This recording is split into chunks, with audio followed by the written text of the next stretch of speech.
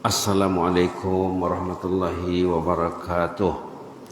Bismillahirrahmanirrahim. Alhamdulillahirrahmanirrahim. Wabihi nasta'in ala umuri dunia waddin.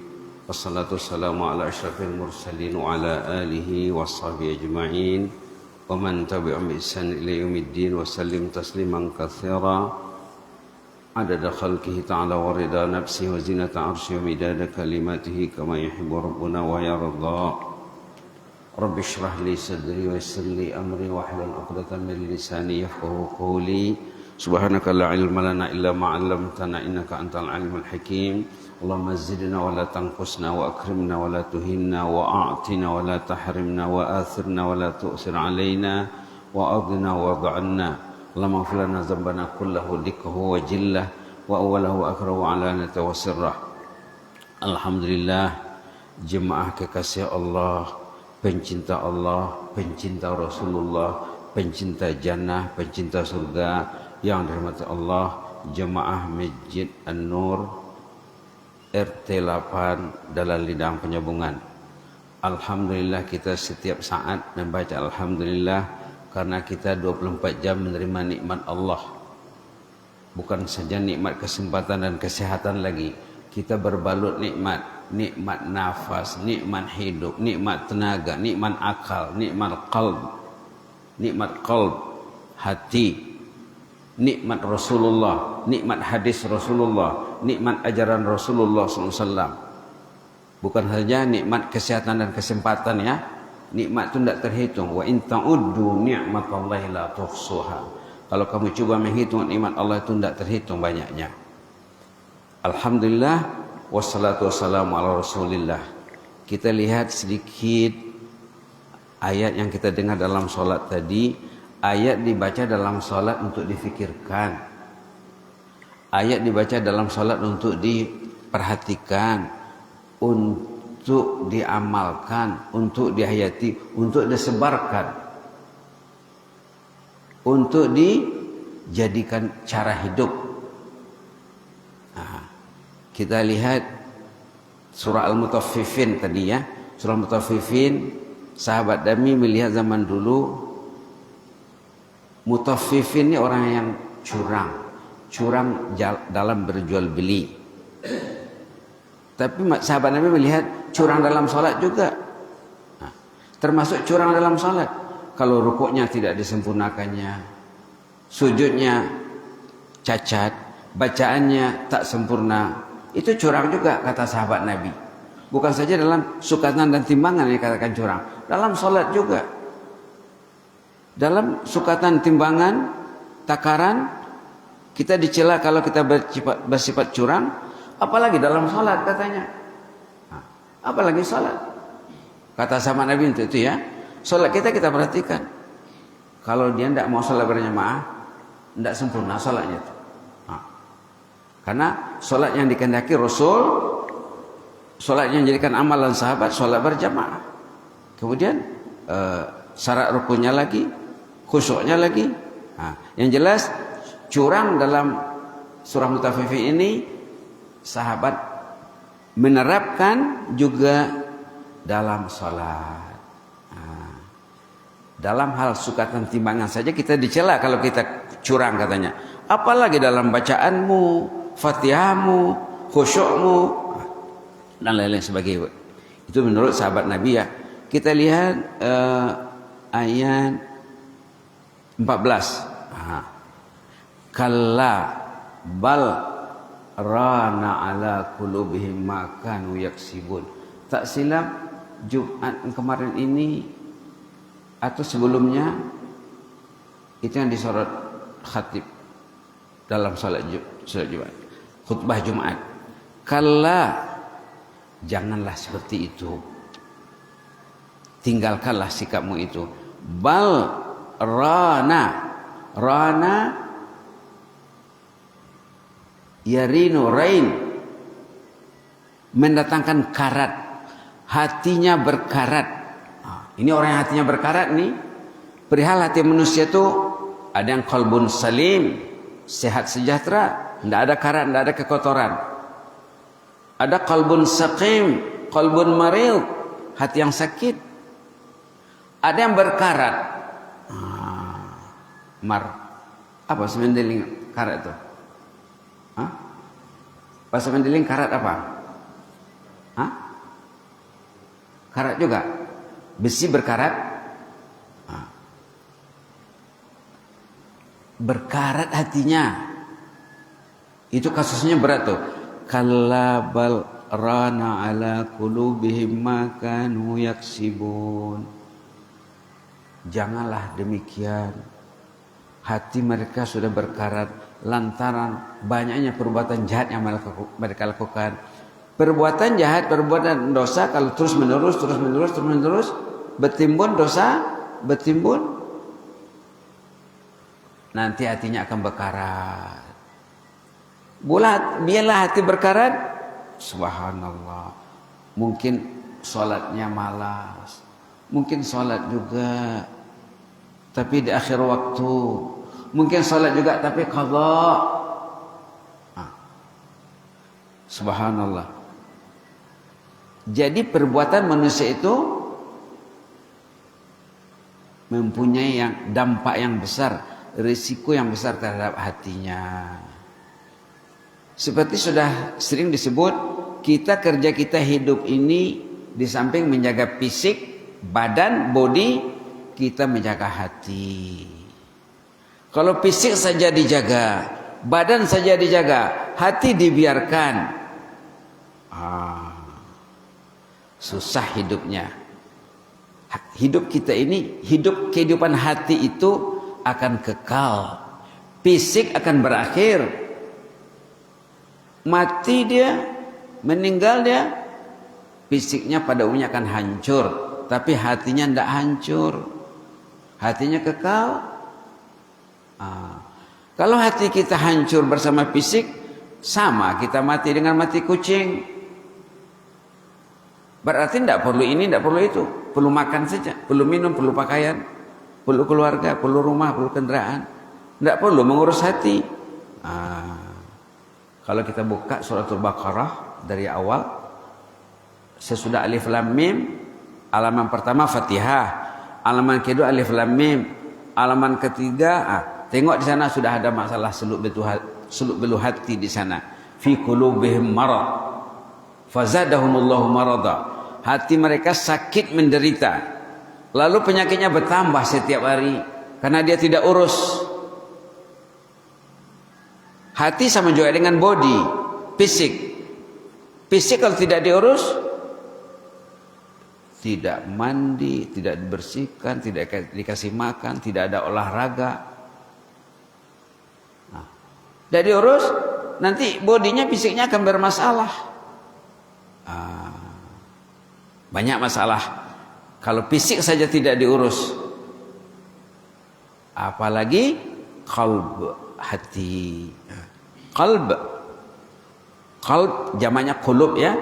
Dalam bahasa Arab ada tunggal, ada jamak, ada musanna juga. Qalb jamaknya qulub. Fi qulubihim marad.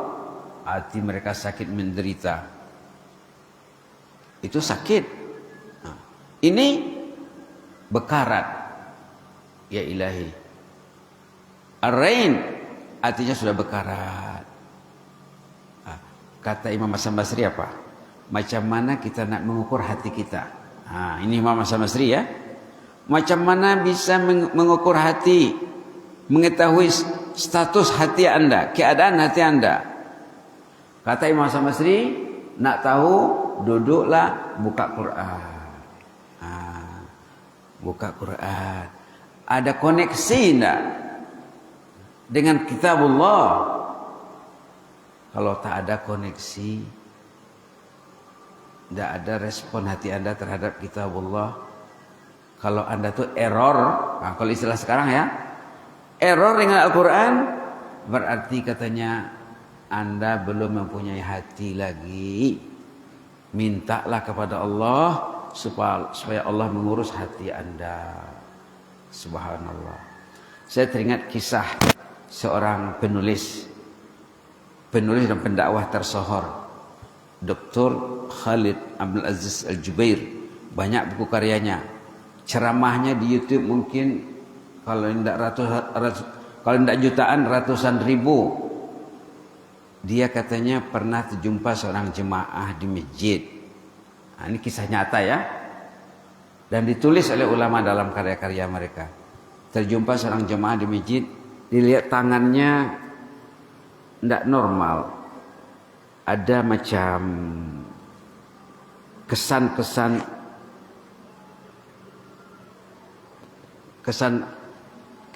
dibelenggu. Nah, rupanya baru keluar penjara. Selama sekian tahun dia di penjara itu dibelenggu. Jadi ditanya oleh jemaah ini, kenapa tangan bapak ini?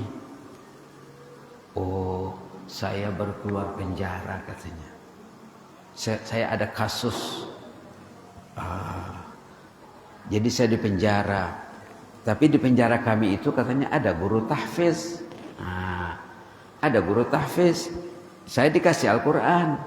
Bapak kalau mau keringanan, mau diringankan tempo bapak di penjara, ini Quran, hafallah. Setiap juz bapak hafal, tempo akan dikurangkan. Saya baca Quran lah katanya. Baca Quran. Pas mau sholat, guru tahfiz mengatakan sholat.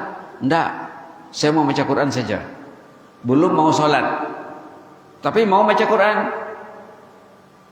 Sholat pak? Enggak, saya mau baca Quran. Katanya saya enggak sholat, saya baca Quran saja. Baca Quran. Lama-lama mau sholat fardu, mau sholat sunat, mau sholat tahajud, mau sholat duha. Keluar dari penjara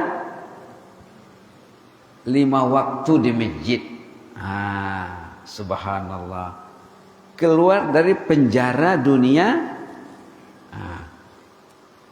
Orang ini banyak kena penjara ya, tapi penjara nafsu, penjara syaitan, penjara syahwat, penjara harta. Dia di penjara, dia belenggu oleh hartanya, dibelenggu oleh keluarganya. Maka orang tadi ketemu sama Dr. Khalid. Oh, sekarang saya katanya hati saya di masjid, hati saya hati Al-Quran.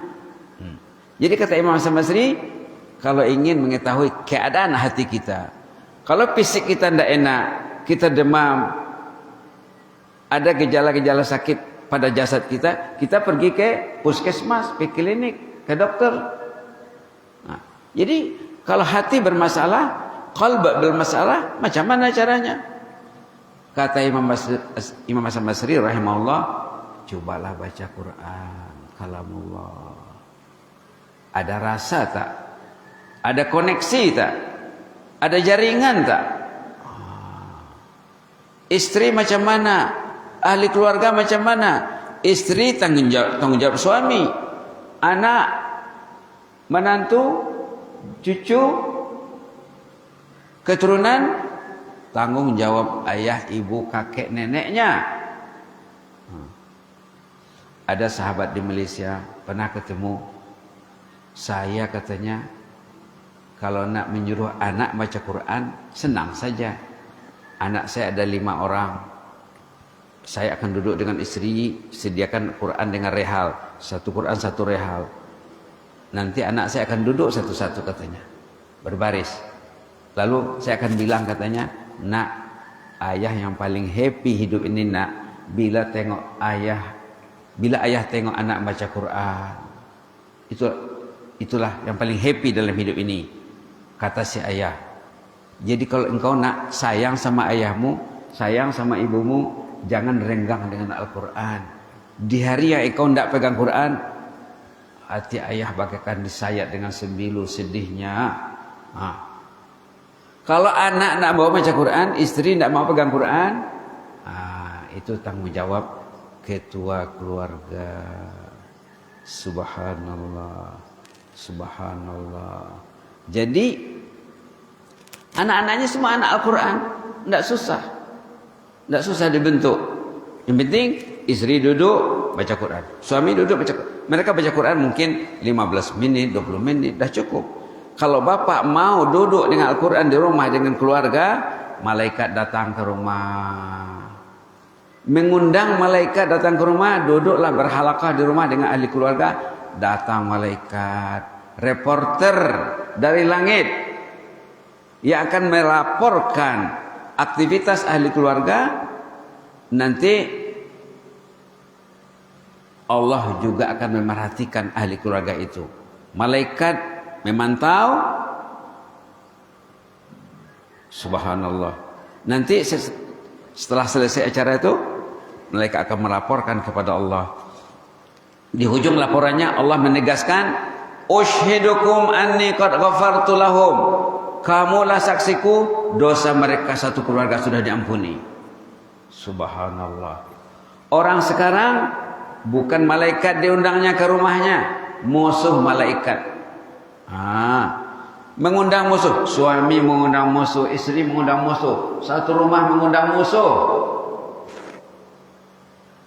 Salah gunakan media genggaman, medsos, media sosial disalahgunakan, naudzubillah. Ada pula seorang sahabat saya di Malaysia masih hidup, meninggal istrinya.